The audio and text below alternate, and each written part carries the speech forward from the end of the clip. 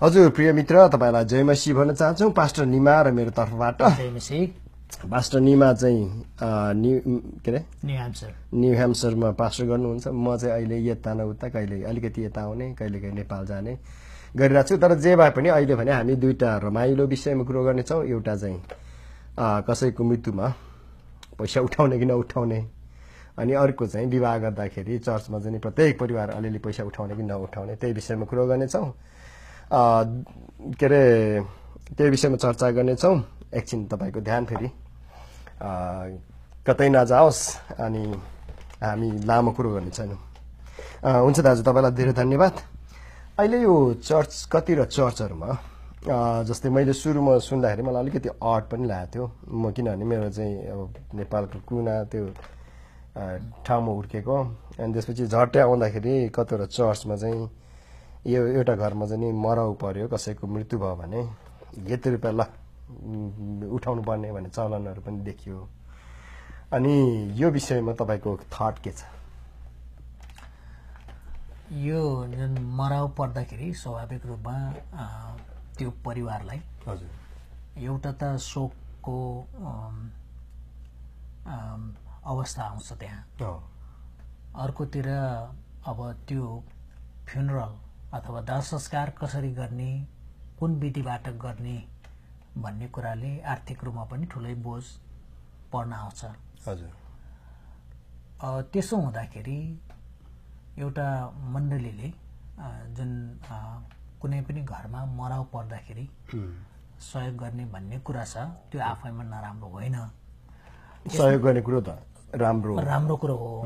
तर यसलाई अझै पनि मैले कहाँ जोड्नु पर्ने हुन्छ भने, अब तपाईको गाउँमा मलाई थाहा छैन होइन, मेरो गाउँमा अहिले पनि चलन छ, विश्वासीहरूमा होइन, तर बुद्धिस्टहरूमा एउटा चलन तामाङहरूमा के छ भने तपाईको एउटा घरमा मराउ पर्दाखेरि 2-3वटा काम गर्नुपर्ने हुन्छ। दुईटा काम विशेष गरी। एउटा चाहिँ त्यो मराउमा प्रत्येक घरको मान्छे एकजना भए पनि जानुपर्ने मलामीको लागि। हजुर मलामी जाँदाखेरि तपाईँ त्यसै जान हुँदैन, तपाईँले दाउरा बोक्नुपर्छ। हजुर हजुर त्यो पोल्नको लागि चाहिँ हरेक घरले 2-3टा दाउरा योगदान स्वरूप बोकेर जानुपर्छ। हजुर अनि त्यसले पोल्ने हो त्यो लासलाई। भनेपछि त्यसपछि जब तपाईँको घरमा आइसकेपछि त्यो मलामीहरूलाई खुवाउनको लागि चाहिँ के गरिन्छ भने, अझ विशेष गरी पछि घेवा गर्दाखेरि चाहिँ के गरिन्छ भने तपाईँको जाँड, त्यसपछि चामल र पैसा कति सक्छ त्यो चाहिँ प्रत्येक घरले चाहिँ दिन्छ। अहिले पनि दिन्छ त्यो गाउँका मानिसहरू। त्यो चाहिँ पालो हो। हजुर अब एउटा कम पर्दाखेरि सबै आउँछ, अर्को कम पर्दाखेरि सबै आउँछ। त्यसले गर्दाखेरि उसलाई आर्थिक बोझ हुँदैन। अनि मैले जुन अहिले चर्चहरूमा कति चर्चहरूमा यो देख्छु, मराउ पर्दाखेरि उठाउने कुरा, सङ्कलन गर्ने कुरा, त्यसले के देखाउँछ भने त्यो कल्चरल कन्टिन्युटी चाहिँ म देख्छु। यद्यपि हामीलाई धेरै पटक चाहिँ के भन्छ, क्रिस्चियनहरूले कल्चर मास्यो, संस्कृति विध्वंसै बनायो भनेर हामीलाई आरोप लगाउने गरे तापनि त्यो एउटा कन्टिन्युटी मैले देखेको छु। जे गरिरहेको थियो त्यसैको निरन्तरता यहाँ हामी देख्छौँ। त्यो आफैमा राम्रो कुरो हो। तर मैले के चाहिँ भन्ने गर्छु भने, अब हामी अहिले अमेरिकामा छौँ। अब अमेरिकामा हुँदाखेरि चाहिँ हुन त यो अलिकति अरू पास्टरहरूको मेरोभन्दा फरक मत हुन सक्छ, भिन्न मत हुन सक्छ। पहिलो नम्बरमा चाहिँ यहाँ हामीले मण्डलीको विश्वासीहरू मराउ पर्दाखेरि अथवा बित्दाखेरि मर्दाखेरि प्रभुमा सुत्दाखेरि 2टा तरिकाबाट हामी दाह संस्कार गर्छौँ। एउटा चाहिँ क्रिमेटोरियम प्रयोग गर्छौँ, भनेको जलाउने होइन। जलाउने भन्नाले फेरि यहाँ नेपालमा जस्तो दाउराले जलाउने होइन, यहाँ इलेक्ट्रिसिटीले इलेक्ट्रिफाई गर्ने भनौँ न। इलेक्ट्रिसिटी त्यो भनेको त्यहाँ चाहिँ एउटा किसिमको मसिन हुन्छ, त्यो भित्र हालेर इलेक्ट्रिसिटी अन गर्ने हो। त्यसपछि त्यो के भन्छ, केही क्षणमै त्यो खरानी भइहाल्छ। एउटा त्यो हो। अर्को चाहिँ गाड्ने चलन छ। अब यो दुईटामा फरक चाहिँ के छ भने आर्थिक रूपमा चाहिँ अथवा फाइनेन्सियली हेर्दाखेरि चाहिँ पैसाको हिसाबले हेर्दाखेरि चाहिँ यो गाड्ने विधि चाहिँ एकदम महँगो छ। तर त्यो पोल्ने अघि भने क्रिमेटोरियम प्रयोग गर्ने जलाउने जुन विधि छ त्यो सस्तो छ। जस्तै तपाईको न्यू ह्याम्पसरमा तपाईको न्यू ह्याम्पसरकै कुरा गर्नुहुन्छ भने 1500 2000 मा चाहिँ तपाईको यो जलाउने काम फत्ते हुन्छ भने तपाई गाड्नेतिर जानु भने 8000 देखि 10000 सम्म लाग्न सक्छ। लुइभिलको सन्दर्भमा नि 3000 देखि 4045 सम्ममा जलाउने काम हुन्छ भने हजुर गाड्ने कार्यक्रममा चाहिँ 10-12 चाहिँ लाग्छ। हजुर त्यसैले अब तपाईको हामीले अलिकति विवेक प्रयोग गरेर यस्तो बेलामा जुन कुरामा बाइबल मौन छ त्यसमा हामीले विवेक प्रयोग गर्ने हो। बाइबल स्पष्टसँग किटान गरेको कुरा हामीले विवेक चलाउँछौँ भन्न मिलेन। तर जहाँ बाइबलले किटान गरेर भनेको छैन कति कुराहरू त्यसलाई चाहिँ हामीले विवेक चलाउनु पर्ने हुन्छ। भनेपछि सहयोग गर्ने कुरामा मण्डली सहयोगमा जुट्नुपर्छ, राम्रो छ एकदम। तर र त्यो चाहिँ क्रिस्चियनहरुले कन्टिन्युटी पनि गरिरहेछ जे हाम्रो समाजमा गरिरहेछ। तर अहिले चाहिँ विवाद दुई ठाउँमा देखियो। त्यो अन्त्येष्टि गर्दाखेरि जलाउने कि गाड्ने। अनि अहिले तपाईले अहिलेसम्म पाउनु भएकोमा क्रिस्चियन अगुवाहरूको क्रिस्चियनहरुको विचार चाहिँ केमा, उनीहरु चाहिँ के मन पराउँछ? यो धेरै जसो हाम्रो कहाँबाट आयो यो पनि म एकदम बडो अजीब लागिरहेछ हैन। यो अर्को कुरो चाहिँ के हुँदो रहेछ भने पहिला पुस्तकको मान्छेले तपाईलाई के दियो भन्ने कुराले एकदम ठुलो महत्त्व राख्दो रहेछ।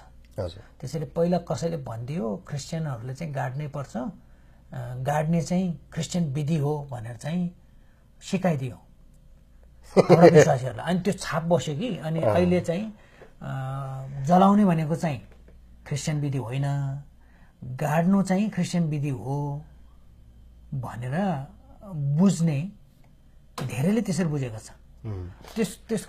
त्यसो हुँदाखेरि चाहिँ त्यसको अनि त्यसमा चाहिँ अब त्यहाँबाट चाहिँ के भन्छ भने हामी क्रिस्चियन भनेकै के भन्छ गाड्ने भएर त हो नि। हुन त गाउँघरमा पनि भन्छ हामीलाई होइन, तिमीहरू त मर्दाखेरि गाड्छौ पोल्दैनौ भनेर फेरि नन क्रिस्चियन के भन्छ गैर इसाईहरूले पनि हामीलाई त्यस प्रकार। अब त्यसको चाहिँ कारण छ, म फेरि तपाईले थप्नुहुन्छ होला अवश्य, तर म एउटा कुरो केही इन्टरजेक्ट गर्छु भने 2009 मा मेरो गाउँमा अब हामीलाई पनि त्यसरी सिकायो के अरे क्रिस्चियनहरु के अरे गाड्नुपर्छ भनेर सिकायो। अनि हो त नि भनेर गाउँमा चाहिँ जग्गा किन्यो, पर्खाल लगाइयो।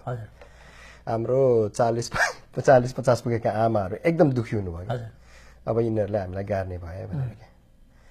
अनि पछि बुझ्दै जाँदाखेरि के रहेछ भने हाम्रोमा चाहिँ गाड्ने मान्छे चाहिँ कसलाई गाडिन्छ भन्दाखेरि जसले नाता करणी गरेछ तिनीहरूलाई गाडिन्थ्यो। जसको चाहिँ अरू खाले चाहिँ नि तपाईको सरुवा रोग छ तिनीहरूलाई गाडिन्थ्यो। अनि त्यसपछि त्यति मात्र होइन, गाउँघरमा झगडा पर्यो गाह्रो पर्यो भने तनलाई चाहिँ 9 डिल मुनि खर्लप्प गाह्रो छ भने सराप छ कि। अनि त्यसको चाहिँ अर्थ के रहेछ भने हाम्रोमा चाहिँ यो किरा फट्याङ्ग्रा गाई बस्तुले तपाईको लास खायो भने त्यो चाहिँ एकदमै घृणित चिज भयो। तर आगो चाहिँ पवित्र, त्यसकारण आगोले जलायो भने त्यो चाहिँ एकदमै असल चिज भयो। त्यसकारण हाम्रो मेरो गाउँका बुद्धिस्टहरूले त्यो भ्यू राखेकोले पछि हामीले चर्चमा निर्णय गर्नु पर्यो, फेरि त्यो चेन्ज गर्नुपर्ने भयो क्या। अब जसलाई त्यो इच्छा हुन्छ त्यो गर्ने, जसलाई यो इच्छा हुन्छ यो गर्ने भन्ने डिसिजन गऱ्यौँ। अब यसमा तपाईले बिल्डअप गर्न सक्नुहुन्छ। यो त्यो कुरा पहिला हाम्रो विश्वासीहरूलाई हाम्रो अग्रजहरूले सिकाएको त्यो पहिलो फर्स्ट इम्प्रेसन परेछ जस्तो लाग्यो। अनि त्यो अहिलेसम्म बोकिरहेको छ। अनि यसलाई चाहिँ एउटा क्रिस्चियन पहिचानसँग जोडेर हाम्रो पहिचान हो, क्रिस्चियनले त गाड्छ भन्ने सबैलाई थाहा भइसक्यो। के त्यो क्रिस्चियन पहिचान हो त? बिल्कुलै होइन, यो गलत हो। किन गलत हो भने तपाईँ अहिले पनि पूर्वमा राई लिम्बू बस्तीमा जानुहोस्, ताप्लेजुङमा जानुहोस्, तपाईँ इलाममा जानुहोस्, तपाईँको चाहिँ के भन्छ पूर्वी भेकमा जानुभयो भने राई लिम्बूले सदियौंदेखि गाड्दै आएको छ। क्रिस्चियन नेपालमा क्रिस्चियनहरू आउनुभन्दा अगाडि, क्रिस्चियनहरूले गाड्न सुरु गर्नुभन्दा अगाडि राई लिम्बूले जमानादेखि गाडिरहेछ नि। मेरो गाउँमा पनि करणी गर्नेहरू गाडेको छ। अर्को कुरो चाहिँ करणी गर्ने, अर्को चाहिँ जस्तो सानो बच्चा जन्म्यो के अरे मर्यो भने चाहिँ त्यसलाई गाड्ने चलन छ हाम्रो गाउँमा चाहिँ। त्यसको मतलब के हो भने त्यो चाहिँ फुल्ली मान्छे भइसकेको छैन भनेपछि तपाईले भनेको चाहिँ यो चाहिँ प्रुफ हुँदैन क्रिस्चियनको मात्र हो भन्ने यो क्रिस्चियन पहिचान हुँदै होइन क्रिस्चियन पहिचान हुँदै होइन हुन त म त्यसमा दखल राख्ने व्यक्ति त होइन तर बाइबललाई हेर्दाखेरि हामीले के हेर्नुपर्ने हुन्छ भन्दाखेरि परमेश्वरले दिनुभएको प्रेस्क्रिप्सन छैन बाइबलको लागि अलिकति त्यसलाई किनभने मृत्यु परमेश्वरले ल्याउनु भएको होइन नि त आफै गद्दारी गर्यो मृत्यु परमेश्वरको डिजाइन होइन नि त हो विवाह चाहिँ परमेश्वरले इन्स्टिट्युट गर्नुभयो तर डेथ चाहिँ मृत्यु चाहिँ परमेश्वरले इन्स्टिट्युट गर्नुभएको होइन उत्पत्ति तपाईको सुरुमा उत्पत्तिको पुस्तकमा 2 अध्यायमा हेर्यौं भने हामी त्यहाँ विवाह पाउँछौं हजुर हो परमेश्वरले चाहिँ विवाहको स्थापना गर्नुभयो सुरुवात गर्नुभयो त्यसपछि आदम र हव्वा थिए उनीहरुको छोराछोरी भए उनीहरु पहिला पापमा फसे त्यसपछि उनीहरुको छोराछोरी भयो अदनको बगैँचाबाट निकालियो उनीहरुको छोराछोरी भए त्यसपछि कैनले आफ्नो भाइलाई मार्यो मृत्यु त मानिसबाट सुरु गरेको नि त मानिसले सुरु भएको त्यसैले त्यसलाई कसरी गर्नुपर्छ हैन कसरी चाहिँ के भन्छ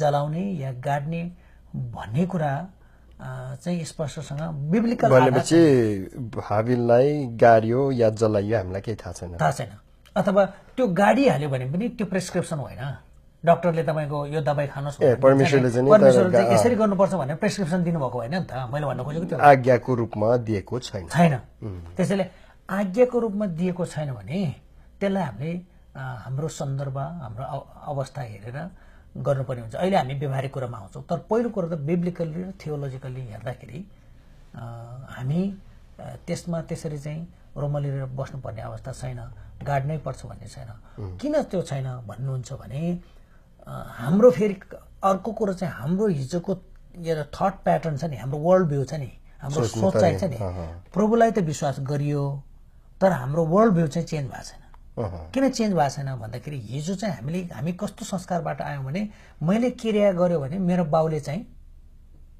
हो मेरो मानव हजुरबा बित्नु भयो भने मेरो बाउले चाहिँ क्रिया गर्यो भने घेवा गर्यो भने चाहिँ उहाँको आत्मा चाहिँ तार्ने हो कि अर्कोलाई कृपा गरिदिने गर्ने यसको मतलब तपाईको बुवा कहाँ जान्छ मृत्युपछि भन्ने कुरा चाहिँ तपाईको हातमा छ तपाईले गर्ने काज तपाईको काज क्रियाले सहायता होइन सोल्ली तपाईको भर पर्छ त्यसैले त के भन्छ तपाईको छोरा हुनुपर्छ भन्छ त छोराले दागबत्ती दिनु पर्यो छोराले गर्नुपर्ने क्रियाहरू गर्नु पर्यो गरेन भने त्यो व्यक्तिको आत्मा चाहिँ पार नतर्ने भयो त्यसैले जति पनि के मृत संस्कारमा गरिने कुराहरूले त्यो मरेको आत्माको डेस्टिनेसन अथवा गन्तव्यलाई निर्धारण गर्छ भने चाहिँ अहिले यो जुन गाड्नै पर्छ भन्ने विचार लिएका मानिसहरूले चाहिँ तपाईको भनाइअनुसार चाहिँ मैले बुझ्दै कोसिस गर्दैछु है हामीले पनि केही योगदान पुर्याउने कोसिस गर्दैछ गाडेर त्यो कन्सेप्टबाट नत्र भने हामीले किन चाहिँ यो गाड्नै पर्छ भन्ने कुरामा हामी किन 1500 मा हुने कुरालाई किन 8000 खर्च गरिरहेका छौं त हामी अब त्यो क्रिस्चियन पहिचान हो भने त्यो होइन भनेर अघि भने हैन हामीले 65 चाहिँ त्यो फाल्नुको मतलब नै हामीले त्यहाँ पनि केही त छ नि त पुण्य गर्ने कोसिस गरिरहेछ भनेपछि त्यो एउटा कुरा आयो हैन बिब्लिकली थियोलोजिकली र हामीले कसरी दाह संस्कार गर्छौं भन्ने कुराले रत्तिभर पनि त्यो मरेको आत्मालाई असर गर्दैन नम्बर 1 त्यसमा क्लियर हुनु पर्यो हामी बाइबलले भने अनुसार के रे हामीले जे गरे पनि परमेश्वरको लागि कुनै समस्या भएन किनभने बाइबलले हामीलाई बताएको चाहिँ बाइबलमा हामीले पाएको कुरा चाहिँ के हो भने जुन दिन मानिस मर्छ शरीरमा उसको आत्मा प्रभुसँग जान्छ अनि शरीर बाँकी बस्यो त्यसपछि त माटोको शरीर होस् त्यो शरीरलाई चाहिँ कसरी हो आदरणीय ढंगबाट गर्नु पर्यो हामीले आदर साथ चाहिँ त्यसको चाहिँ संस्कार चाहिँ दाह संस्कार चाहिँ गर्नु पर्यो भनेपछि अब मेरो गाउँमा चाहिँ आदरणीय गर्ने तरिका चाहिँ जलाउने भयो तर अब राई कल्चरमा आदर गर्ने तरिका चाहिँ ज्ञान पनि हुन सक्छ हैन त किनभने राईहरुको त आदर गर्ने तरिका त जलाउने एक्ज्याक्टली त्यसो हुँदाखेरि दुईटा कुरा हुन्छ एउटा चाहिँ कल्चरली हामी हिजो पनि हामीले भन्यौ हैन मेरो साथीले लेखेको उसको PhD को थीसिस पब्लिस गरेको छ, culture and Christianity negotiated in Hindu society भनेर हो। त्यसरी के भन्छ, हामी कल्चरली रेलेभेन्ट हुन सक्छौँ। हजुर, तर के अरे बाइबलको वचनलाई हामीले काटेनौँ। यदि अब बाइबलले किटान गरेको भनेको कुरालाई लत्याएर चाहिँ कल्चरली रेलेभेन्ट हुन खोज्यौ भने त्यो स्वीकार्य हुँदैन। अथवा बाइबलमा जुन आज्ञा दिएको छ यो चाहिँ गाड्नै पर्छ, हजुर, अनि त्यसपछि हामीले त्यसलाई उल्लङ्घन गर्यो भने त्यो त हामीले गर्नै हुँदैन। यदि त्यसो भनेको भए चाहिँ बेग्लै कुरो हुन्थ्यो। तर अब त्यो छैन, त्यस कारणले हामी यसैमा झुन्डेर बस्नु परेन। तर यति भन्दै गर्दाखेरि चाहिँ के चाहिँ हो भने या फेरि गाड्नै हुँदैन भन्ने पनि होइन, त्यसरी पनि बुझ्नु भएन होइन, गाड्नु हुँदैन के भन्छ, गाड्यो भने त्यो क्रिस्चियन होइन भन्ने पनि होइन। ठिक छ, राम्रो कुरो हो, यसले वातावरणीय हिसाबले एकातिर राम्रो छ। अहिले म फेरि गाड्नेको पनि घाटाको कुरा अथवा नोक्सानको कुरा, त्यसको कमजोरी पक्षको कुरा म गर्छु, व्यावहारिक कुराहरू। तर अहिले पोल्दाखेरि धुवा आउँछ, गनाउँछ हो, आफ्नै बाउको अथवा आफ्नै आफन्तको शरीर त्यहाँ जलेको देख्दाखेरि हामीलाई नराम्रो लाग्ला, एकदम राम्रो कुरो छ त्यो। तर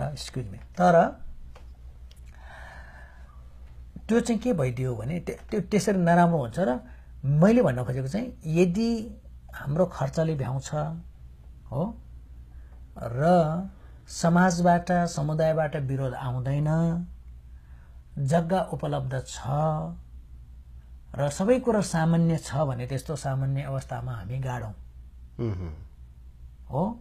तर यदि हामी यस्तो ठाउँमा छौँ, यस्तो गाउँमा छौँ जहाँ एकदम विरोध गर्छ, क्रिस्चियन भनेपछि छिछि दुदुर गर्छ भने त्यस्तो ठाउँमा चाहिँ हामी विरोध गर्छ, गाड्न दिँदैन भने, हामीलाई जग्गा पनि छैन भने हामीले त्यस्तो केसमा चाहिँ के गरौँ भने जलाउन पनि तयार हौँ भने चाहिँ इदर वे हामी चाहिँ जे सजिलो हुन्छ त्यो आदरणीय तरिकाले गरौँ। तर अब जलाएपछि चाहिँ हामीले केही कुरो गर्न सकेन भने दोषी भावना लिएर बस्नु पनि परेन।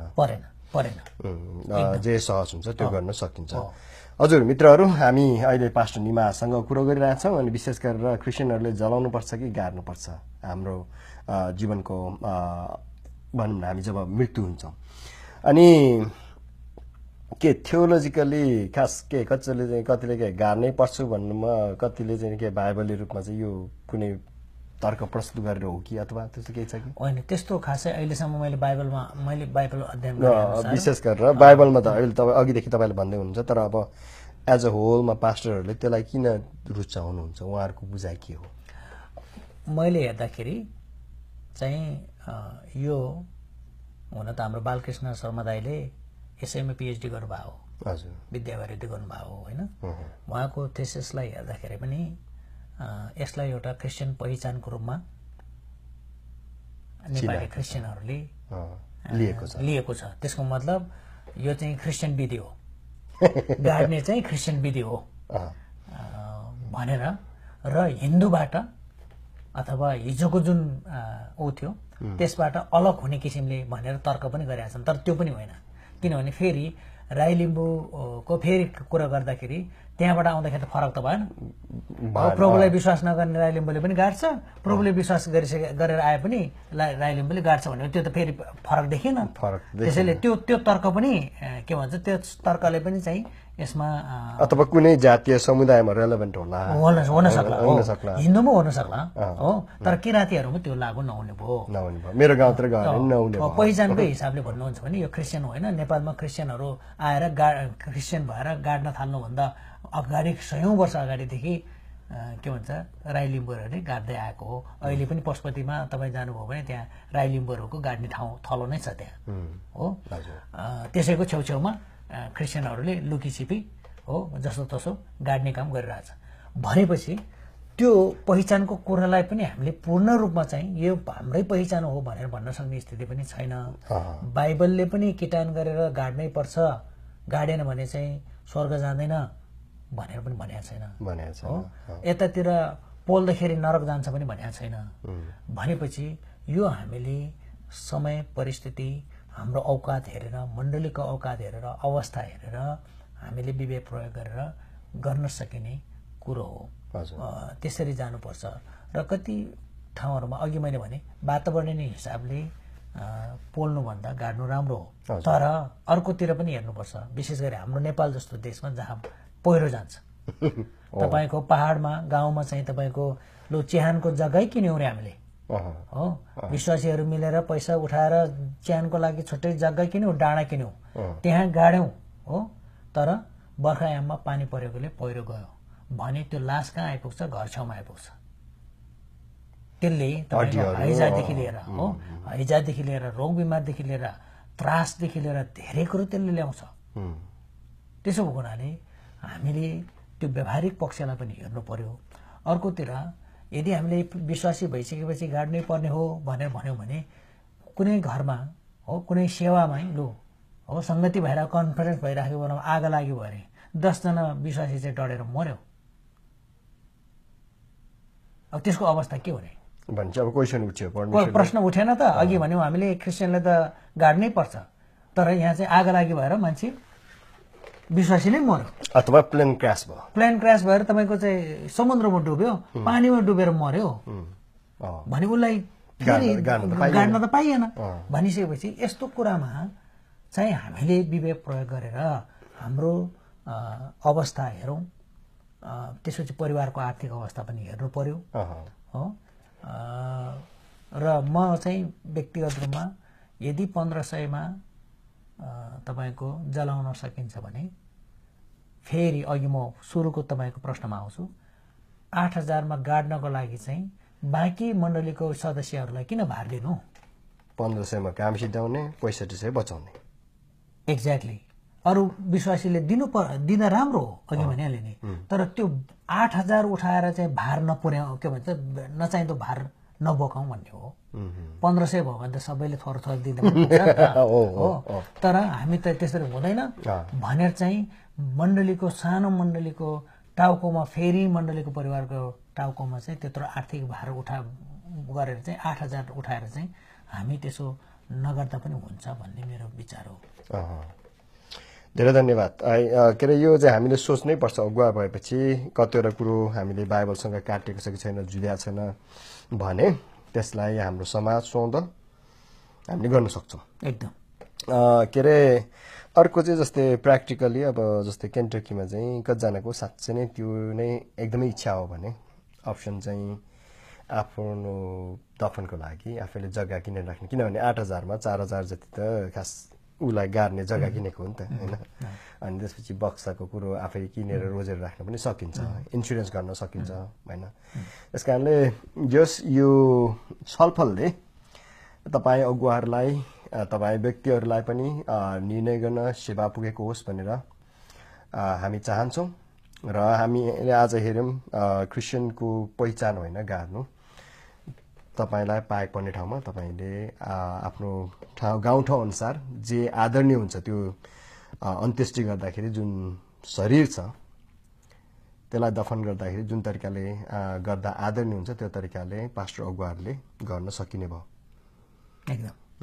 ल त्यही आशा गर्दै तपाईँको तरकारी डरेको छैन भने तपाईँको परिवार खुसी डरेको छ भने चाहिँ हुन त यहाँ समय निकै गइसक्यो। म एउटा चाहिँ प्र्याक्टिकल एकदम मेरो आफ्नै टोलमा घटेको घटना, हजुर 2011को होला मेरो विचारमा, त्यति बेला 2011 होइन 2010मा म कञ्चनपुरमा त्यति बेला मेरो फिल्ड रिसर्चको लागि गएको थिएँ। त्यति बेला तपाईँको मेरो गाउँमा, मेरो टोलमा, गाउँमा पनि होइन टोलमा एकजना भाइ थियो, काठमाडौँबाट विश्वास गरेर गयो, ऊ गाउँमा गएर सङ्गति चलाइरहेको थियो। त्यहाँ एकजना पारिपट्टि गाउँको, तर एउटै सङ्गतिमा उहाँहरू सानो सङ्गति, सानो चर्च सुरु भएको थियो। पारी गाउँको एकजना नेवार्ने आमा बित्नुभएछ, विश्वासी। त्यो भाइलाई के सिकाएछ काठमाडौँको पास्टरले भन्दा क्रिस्चियनले गाड्नुपर्छ।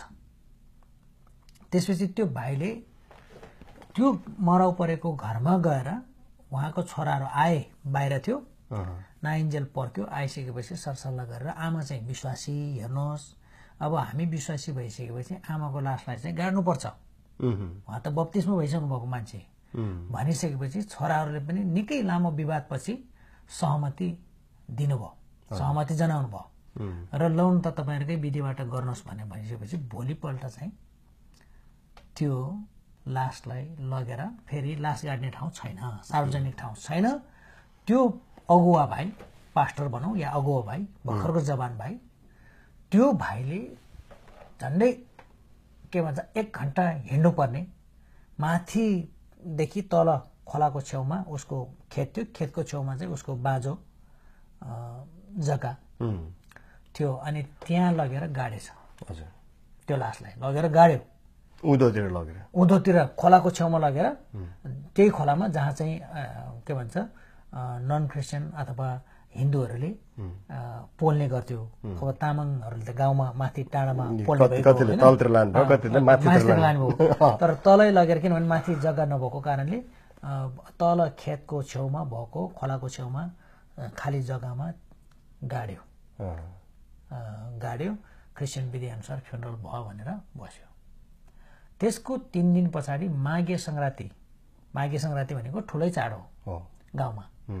माघे सङ्क्रान्तिको दिन चाहिँ सबैले गाउँलेहरू उठेर चाहिँ लो कहाँ हुन्छ, यो क्रिस्चियनहरूले कहाँ गाडियो भनेर चाहिँ गएर त्यो लास निकालेर तपाईँको त्यो लास बोकेर ल्याएर नारा लगाउँदै आए तल खोलादेखि माथि हाम्रो टोलसम्म। किनभने पारीबाट ल्याएको लास चाहिँ मरेको चाहिँ पारीको हो, खोला पारीको, त गाड्न चाहिँ तल खोलाको छेउमा गाडेको थियो।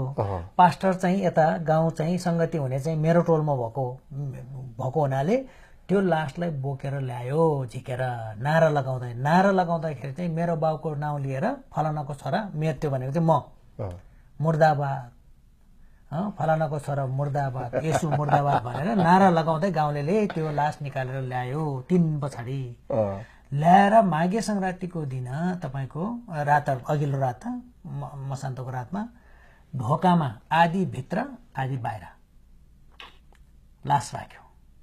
त्यो भाइलाई कुटपिट गर्यो, माओवादी कहाँ शरण लिन गयो, माओवादीले पनि बचाउन सकेन, भागेर बल्ल तल्ल चौकीमा पुग्यो। चौकीमा पुलिसहरूले सुरक्षा दियो त्यो भाइलाई। भोलिपल्ट त्यो भाइले फोन गरेर उता बाह्रविसे कता 2-3 ठाउँको अगुवा पास्टरहरूलाई फोन गरेर चाहिँ आइदिनु पर्यो यहाँ भनेर आयो। जम्मा भए पास्टरहरू, गाउँलेहरू सबै भेला भएर चाहिँ उनीहरूलाई, पास्टर अगुवाहरूलाई लातका लात हिर्काएर त्यो रातभरि, अब तपाईँ कल्पना गर्नुहोस् त्यो परिवारलाई कस्तो भयो होला। नानी थियोहरू थिए त्यहाँ, हो, बा आमा थियो, रातभरि लास छ ढोकामा। त्यसपछि त्यो लासलाई बोक्न लगाएर पास्टर, त्यो बाह्रविसे कताबाट आएको, अरू ठाउँबाट आएको पास्टरहरूलाई पनि 4 जनालाई लास बोकाएर 16 किलोमा त्यो घटना घटेको, 16 किलोदेखि 9 किलोसम्म हिँडाएर लास बोकाएर चाहिँ ढाडा कटाउने भनेर चाहिँ नारा लाउँदै गाउँलेले लखेट्दै ल्यायो पिट्दै। 9 किलोमा आइपुग्दाखेरि चाहिँ फेरि पारीको ग्रुप आइपुग्यो। कहाँबाट?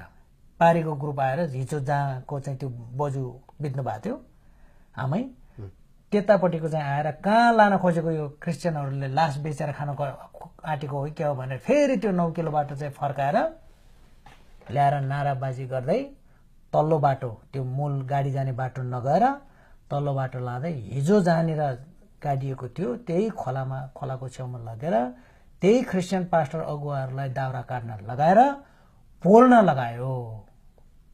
अनि राति चुटाइ खाएर बिचारहरू अँध्यारोमा भागाभाग हुनु पर्यो।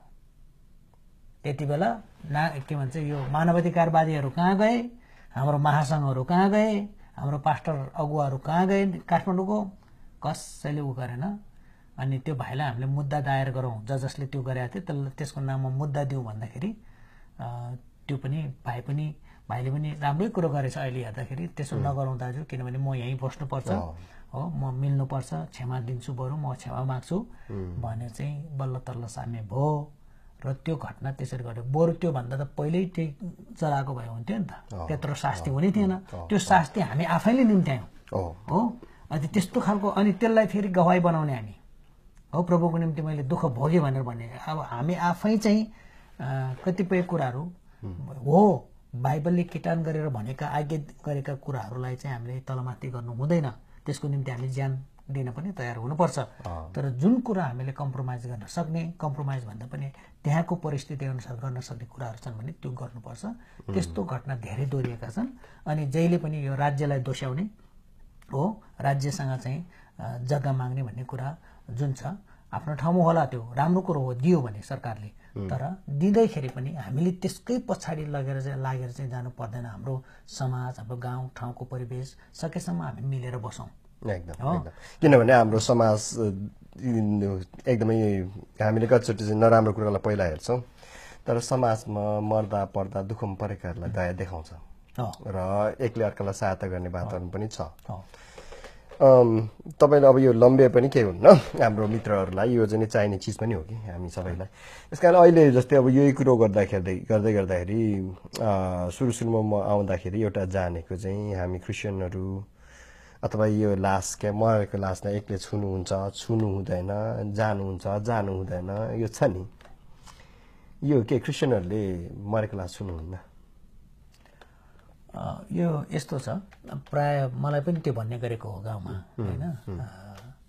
मेरो काकाहरूले तैँले तेरो बाउ मर्दाखेरि चाहिँ छुन पाउँदैनस्, छुनु हुँदैन भनेको।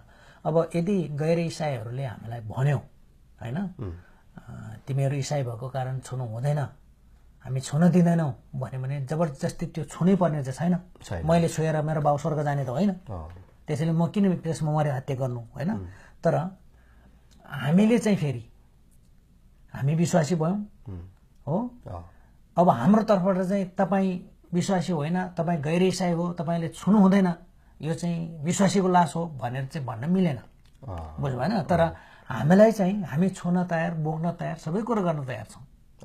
तर उहाँहरूले नै छुनु हुँदैन हो, तिमीहरूले छुयो भने त यो त नरक जान्छ, यस्तो उस्तो भन्न थाल्यो भने चाहिँ त्यस्तोमा अलगै बसेर नछुनु नै बेस। उहाँहरूले जे गर्न अनुमति दिनुहुन्छ, दाउरा बोक्ने काम गर्न सक्नुहुन्छ, पानी बोक्ने काम गर्न सक्नुहुन्छ हो, बुन्दरी ओछ्याइदिने काम गर्न सक्नुहुन्छ, जे उहाँहरूको लागि चप्पल मिलाइदिन सक्नुहुन्छ, जे कुरो उहाँहरूको लागि स्वीकार्य छ त्यो गर्न हामी तयार हुनुपर्छ।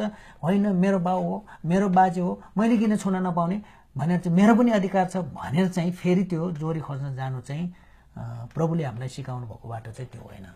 निचोडमा चाहिँ गाउँमा चाहिँ आफ्नो तरिकाले दाह संस्कार गर्ने चलन हुन्छ। हजुर, उनीहरूको सल्लाह सहयोग माग्यो भने सहयोग पनि गर्छ, एकदम गर्छ।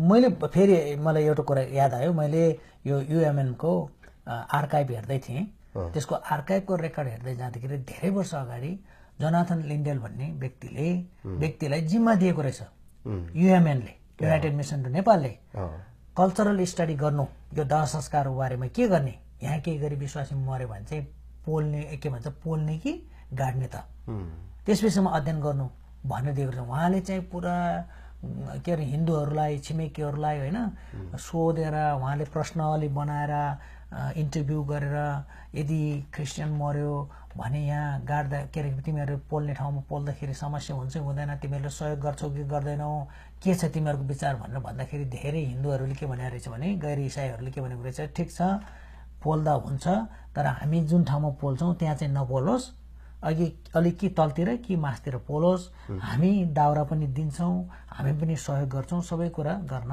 तयार छौँ। तर जोनाथन लिन्डेलले त्यो एउटा के अरे युएमएनको कन्फरेन्समा त्यो पेपर प्रेजेन्ट गर्यो, तर त्यसको सुनवाई भएन। त्यो सुनवाई नभएको फल के भन्छ परिणाम अहिले हामीले भोग्दैछौँ। यदि जोनाथन लिन्डेलले प्रस्तुत गरेको त्यो त्यति बेला उहाँले त्यति मात्रै होइन, न्युजिल्यान्डबाट सोध्नु भएको छ, न्युजिल्यान्डमा पनि त्यति बेला त चिठीबाट गर्नुभयो, त अहिलेको जस्तो इमेल थिएन हो, चिठी पठाएर चाहिँ त्यहाँबाट पनि कति प्रतिशतले चाहिँ के भन्छ जलाउन थालेको छ भनेर, यहाँ अमेरिका पनि त्यति बेला नै 40-45% कतिले चाहिँ जलाउन थालिसकेको रहेछ। त्यस कारण यस्तो छ हो, युकेमा, अमेरिकामा, न्युजिल्यान्डमा पनि यस्तो छ। त्यसकारण नेपालको सन्दर्भ यस्तो छ, नेपालको अवस्था यस्तो छ। अनि उहाँको कन्क्लुजन यही थियो, अहिले मैले पनि भन्ने त्यही हो, जहाँसम्म सबै कुरा ठिक छ, सामान्य छ, गाड्न सकिनेछ, जग्गा छ, विरोध आउँदैन, त्यहाँ गाडौँ। तर जहाँ अलिक समस्या आउला जस्तो छ, जग्गा पनि छैन भने त्यसमा हामी पोल्न तयार हुनुपर्छ भनेर उहाँले सिफारिस गरेको। तर त्यो सिफारिस कसैले अहिले हाम्रो नेपाली मण्डलीको अग्रजहरूले भनौँ या त्यति बेलाको अगुवाहरूले सुनेको जस्तो मलाई लागेन, किनभने अहिलेसम्म हामी त्यो मुद्दालाई अहिलेसम्म के भन्छ सुल्झाउन सकिराखेको छ। त्यस कारणले प्रिय मित्र, पास्टर अगुवा, तपाईँहरू सबैलाई नै यो कुराकानीले उत्साह मिलेको होस्, बुद्धि मिलेको होस्। तपाईँ बुद्धिमानी हुनुहुन्न भनेको चाहिँ होइन है, हामी पनि सिक्दैछौँ, बढ्दैछौँ र सोधखोज गर्दैछौँ। अनि विशेष गरेर हाम्रो दफनले पनि सुसमाचारलाई चम्काएको होस्, मानिसहरूले प्रेम गरेको महसुस भएको होस्, त्यही भन्न चाहन्छौँ। र हाम्रो कतिचोटि हाम्रो प्रिफरेन्सले गर्दाखेरि परिवारलाई चाहिने भन्दा भार नदिउँ, किनभने हामीलाई चाहिँ गाड्ने इच्छा होला तर परिवारको जलाउने इच्छा पनि त हुनसक्छ, अथवा उहाँको जलाउने इच्छा छ भने त्यसलाई साथ दिउँ हामीले। किनभने मृत्युमा परेको मान्छेलाई उनीहरूको इच्छामा साथ दिने हो, सहयोग गर्ने हो, तर त्यसमा चाहिँ नि तपाईँलाई मन परेको कुरो लाद्ने भन्दा पनि उनीहरूलाई सेवा गर्ने हो।